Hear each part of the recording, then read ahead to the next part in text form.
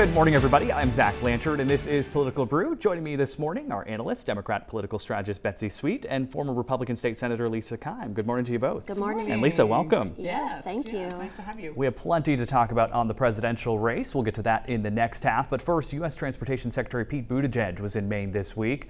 Maine is Buttigieg's last stop on a nationwide tour of construction projects that benefited from federal tax dollars. One of his stops in Freeport, another in Portland. Buttigieg says these investments are key, especially in states like Maine that are seeing more severe weather. We can't go on just saying we're going to require a community to put a road back the exact same way it used to be if a 100-year flood becomes an annual event and it's washing out all the time, right?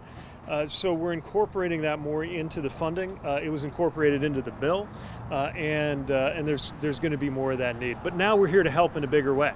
Now, Betsy, the Secretary's visit was the same day he found out he wasn't picked as the vice presidential candidate for Kamala Harris. But that aside, what does this all mean for Maine? I think this is an incredible investment for Maine. I mean, we are, especially because we're such a coastal state with so many rivers and lakes, we are really at the mercy of climate change. And so it's great to have him here. And this infrastructure bill that Biden passed a long time ago without help from many Republicans for certain. It's great to see it's put into use, that shovels are in the ground, and that we are actually going to see help all across the country, but all across the state. And to have him here and to be so smart about it and to thinking ahead, you know, it's not just like let's just patch the roads and redo it again, but to think about what's this going to look like in 5-10 years. It's smart investment, and it's great for Maine's economy. Lisa, is the issue of infrastructure truly bipartisan? Oh, absolutely. We absolutely need investment in infrastructure here in Maine, for sure. We have a crumbling infrastructure. In fact, Maine was recently rated the 4th worst in the entire nation for our infrastructure, so we need this investment very badly. However, I won't be clapping and cheering for the Biden administration, who is, spending basically our grandchildren's money on this just because they have spent so poorly the current resources that we have. So we need this absolutely. There's been projects in Maine that are going to be so beneficial to us, but we absolutely shouldn't have to be spending our grandchildren's money to do it. All right, on to the next topic. The 72-hour waiting period law for gun sales is now in effect. It went into effect Friday, and state officials shared some guidelines, including exemptions, like people can sell guns to their family members without having to wait, and dealers can sell to law enforcement and corrections officers without that waiting period. Now, some against the law say it was not well thought out and only impacts people buying guns for protection. If they're killed during that or harmed during that 3-day waiting period, waiting for a firearm during that 72 hours, that's a tragedy. It's an unnecessary one. The impulse to hurt somebody is considerably more dangerous if you have immediate access to a deadly weapon. Now, the Sportsmen's Alliance of Maine is even looking at potential legal action here. Lisa, this obviously comes out of the Lewiston shootings. What regulations, if any, would Republicans get behind? Well, right now there are regulations, and I helped sponsor the yellow flag law, which absolutely would take weapons out of the hands of people who are dangerous and who have, that capacity, and really put them in line to get mental health treatment. This law is absolutely unacceptable. A woman that is in danger, fleeing domestic violence situation, for instance, she should have immediate access to self-protection. That is a very real concern. We had a tragedy just recently in my area of Maine where a woman was killed in a domestic violence situation. So there are many of those types. First and foremost, our Second Amendment constitutional rights is about defense, self-defense. And there's no reason why someone should have to wait 72 hours for a weapon to use in their own self-defense if they are in that situation and have need. Betsy? Well, I think I applaud this. I'm so happy this is in effect, because the largest group of people, the largest homicide is suicide by gun violence. And so someone who has an impulse to kill themselves and or somebody else, I think this is a very reasonable thing. It's been shown constitutional in other states. And the information on domestic violence just doesn't track. So the Domestic Violence Coalition was in favor of this bill. Let me just say, but because the information is that when there is a gun involved on either side, either the person who is trying to defend themselves or the person who's trying to hurt someone, the likelihood of a mortality is way higher. And so even though it sounds right? It sounds like the right thing. The data does not bear that out. So I think it's such a sexist argument for them to be even making that either it's a woman who's not able to handle a firearm, No, or that's not is it the a issue. woman who's in danger that's not able to handle a No, firearm? that's not. I don't think it's They not being able to absolutely handle have- it. It's well, it generally elevates the well, issue. absolutely, because it's generally in the hand of a man who is the abuser. It's generally not in the hand of a woman who's there to protect herself. But absolutely, this is a right to self-protection first and foremost. And the idea that we are going to reduce possibly suicides by this, that's a hope, and absolutely, that would be a great goal, but not to the detriment of taking away someone's constitutional freedom. But what to about self-defense. I want to go back to the focus of this, the Lewiston mass shooting. What about preventing a tragedy like that? They wouldn't have stopped it. That's absolutely clear. If they used the yellow flag law, that would have been stopped. All right. On a much lighter note, a winning design for a new state flag is headed to voters in November. Take a look. This was selected over 400 submissions. Secretary of State Shenna Bellows announced that Adam Lemire's design was picked. It includes a star and a pine tree with 16 branches, each representing, of course, Maine's 16 counties. Betsy, how will you vote on question 5? Oh, I'm voting yes. I'm very excited to go back to our original history and our original flag. And it's been a long time. We've had 2 white dudes on that flag, and we are much more diverse than that. And so this represents our hope with the star and our natural resources. I'm all in. And Lisa, we've already seen some variation of this flag, right, on all sorts of kind of tourist merchandise, Yes, and I people love it. just flying it outside their homes. How do you feel about it? I love the design. I think it's beautiful, and I love that type of merchandise. However, I'll be voting no, because I really want to honor our history, our heritage industries, and respect the hardworking people of Maine, because it's really Maine and its people that matter to me in our state. Our natural resources, that's how we utilize them. So I'll be voting no on changing the flag for respect and wanting to keep people. But what do we do about the diversity piece? Honestly, no women, no people of color. Maine is changing, so we just keep it the way it was?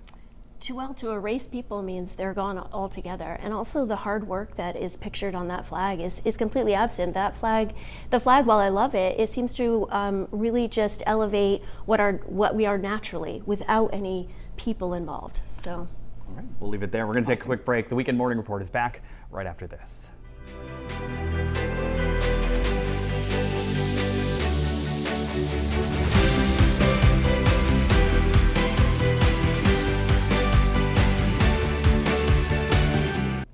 Good morning, everybody. I'm Zach Blanchard, and this is Political Brew. Joining me this morning, our analyst, Democratic political strategist Betsy Sweet, and former Republican State Senator Lisa Keim. Good morning to you both. And Lisa, welcome to the table. Yeah, absolutely. Good to have you. First up, Vice President Kamala Harris has picked a running mate. We are joyful warriors. Harris and her VP pick, Minnesota Governor Tim Walz, held a large rally in Detroit this week after scoring the endorsement of the United Auto Workers Union there. They were hitting some key battleground states, including Wisconsin, where they held dueling events with former President Donald Trump's running mate, J.D. Vance. Kamala Harris is telling all of us by selecting Tim Walz is that she bends the knee to the far left of the Democrat Party. I don't need you telling me about our health care. I don't need you telling us who we love. And I sure the hell don't need you telling us what books we're going to read. Now, Betsy, it seems the Harris campaign is gaining a little bit of momentum here, but there's still a long way to go. There's a long way to go, but I think little bit is an understatement. I mean, it has gained, it is like the tsunami has happened. All of a sudden, we have a campaign team, we have a candidate team that is full of joy and hope. And all you have to do is look at the crowds. In less than 24 hours in Detroit, they had over 5,000 people, and they had to turn people away. In Wisconsin, they had equal numbers, and they have to turn people away. I think people, regardless of what side they're on, regardless of what party they're on, to have people who talk positively, who are looking forward for America, and who are happy and smile and laugh and talk during a political campaign that is not dour and, oh my God, just that alone. And there's a million reasons to support this ticket, but just that alone is so refreshing that I think everyone is taking a collective, a breath to be able to watch something and feel good about it, or feel joy about it, or see people at least who are joyful, rather than feeling like, oh my God, is this really what we have to offer? Lisa? Sure, I think they're in a honeymoon phase right now. They're a good pair. Kamala Harris has allowed an enormous amount of illegal border crossings, and we have Governor Walz who's saying, welcome to Minnesota, here's a driver's license for you. And Governor Walz, who absolutely watches his cities burn, and delays response and with the devastation of homes and businesses. And then we have Kamala Harris saying, hey, here's free bail money for the people that were doing that destruction. So they're a good pair in that way. And I would imagine that they would like to stay in the honeymoon phase where we focus on feelings rather than the facts of the policies that have absolutely devastated America with that, the amount of drugs coming over the border and devastated the cities in Minnesota. They're ghost towns. Oh, I'd love to look at the policies in Minnesota.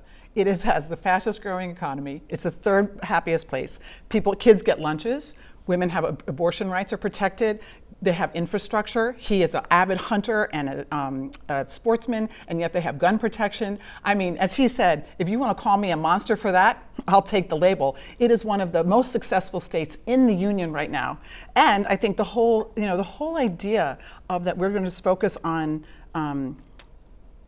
things that aren't true and things that were worse or under Trump and pretend that those are the issues of Harris and Walz is just, it's just spin. And I understand that it is the Biden-Harris administration. Yeah, but and I understand. Inflation is incredible, and people right now. But inflation went down more than anyone predicted in the last 2 months. Well, that's 2 months. Right now, the families in America are hurting. They want to be able to afford their groceries, their electric bill, and buy soccer cleats for their kids. 100%. And that's not the reality. And the amount of drugs, especially here in Maine, that have just flowed over the border, it's a pipeline of drugs. It has devastated families. And that matters. Nobody cares about free lunches more than they care about their child actually living and not being handed drugs. Well, and absolutely, Harris and Walz have both done more to help our middle class than any politician in the last 20 decades. I mean, in 2 decades, they have. And if you look at what Tim and look, and he's from the middle class. Tim Walz is like he is the guy that we all can relate to. He doesn't own stocks, he doesn't own bonds, he's been a school teacher, he's been a coach. He does not come from that political elite and from that corporate elite that actually has no relationship and no understanding of the middle class. Of course, then has, obviously has lived the American dream, has come from nothing and worked his way up. He came from middle class, went to Yale. I mean, come on. That's the American dream. Still for sure. Meantime, former President Donald Trump held his first event this week, is promising to face off against Harris in 3 debates. I look forward to the debates because I think we have to set the record straight. Trump made the announcement in what he called a general press conference at his Mar-a-Lago estate. Harris vowing to start with that first debate on ABC on September 10th. Lisa, are these debates really going to change the race at all? I think they actually have the ability to do so, yes. Especially if Trump would agree, or Harris, I should say, would agree to be unscripted and not have the questions ahead of time. Also, go left-leaning and right-leaning news networks so that, she... The news networks do not give candidates questions on debates ahead of time. Oh, I will never? tell you that. Okay. I will tell you that. No, never. Well, Especially I would say that it does have the ability to change what happens, because there's hopefully going to be a discussion of the real issues that people are concerned about, like the border security. And Kamala should agree to both the right-leaning and a left-leaning location for these debates. And I think that it's going to be important for the American people to hear both of them speak side by side, talk about the policies and the changes that they want to see for America. Betsy. I totally agree. I agree with you. I am very excited about these debates. I think Americans want and need to hear and see these 2 candidates side by side. I hope that they will be about policy and not be about personal attacks. We have not seen that from Trump yet. All he has done is talk about, the personalities of I don't know. I think his press conference just the other day, there was a shift in which he himself said, I want to focus more on the policy. Yeah, well, so we'll see if that... Right? He kind of has to. It's kind of hard to find something to attack personally about Walz and Harris. So that's great. And I think that's good for the American people. So I'm excited. I'm sure Harris will agree. She originally said that she would do whatever debates he wanted. I think she's going to hold to that. All right. With all eyes on November, Speaker of the House Mike Johnson held an event in Auburn this week for Republican Austin Theriault. Theriault, of course, looking to unseat Democratic Congressman Jared Golden in Maine's 2nd District come November. The race considered a toss-up by the Cook Political Report. Austin is one of the most important in America. We're going to tell these politicians who have forgotten about us that we're going to vote in November. Democrats, on the other hand, say they believe Golden has more momentum in this race. Betsy, is that really true? I think it is true. I think he certainly has incumbency, which helps him, which helps all candidates. I also think that here's the problem that Theriault has, which is many of the issues that are nationally are the issues that happen in Congress are ones that actually Golden agrees with him on. So the differential between Theriault and Golden is not very big.